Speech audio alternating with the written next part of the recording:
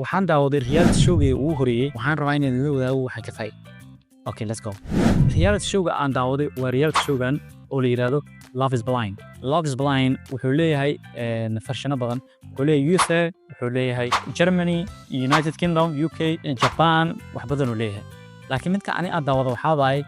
UAE ama Imaaraadka oo Love is Blind xabiibi. Soo baxa ka faa'iido. Number 1 qarniga aan ku jirno hadda ama 20 sanadka aan ku jirno in aadanka waxay wax u qiimeeyaan muuqaalka yartan dabeecadda ugu wanaagsanaato laakiin qofka muuqaalka uu horeeyo hatuusan qancinin that means adigu kuma qancin oraah dhehaysa jirto first impression is the last impression mar walbo muuqaalka gabar iyo wiilba waa u muhiim danka datingka ama shukaansi lambar 2 waxaan ka faa'iiday jacaylka iyo isfahanka inuu muhiim yahay isfahanka haduusan isfahan jirin jacayl doonaha jiro uu burbura jacaylkaas sababaan ku dhahay jacaylka wuxuu ka dhigaa qofka inaad dareentid laakiin kaama dhigaa inaad qofkan fahantid taas waay jacaylka haduusan isfahan lahayn ma sii soconaayo mana sii jiraayo waa baaya mid saddexaad aan ka barto waxaa waaye Love is Blind mar walbo qof ma ka dhigi kartid dabeecadda aad rabtid inuu dhaqmo markii aan daawanayo waxaa jirto wiil laha siimu iyo gabar laaya xaajira gabadhaas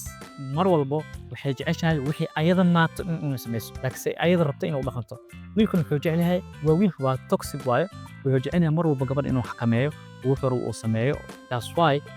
ku kala tagayaan qaybta kooda isfahmayaan muuqaalka hore isku fahmayaan laakiin qaybaha dambe wala kala tagayaan sababtoo wuxuu qasbaa qofkan inuu dabeecadda as u rabo inuu yeesho ayadana marabta inuu dabeecadda Love is Blind qaybta carabta soo daawo kuma ka saari doontid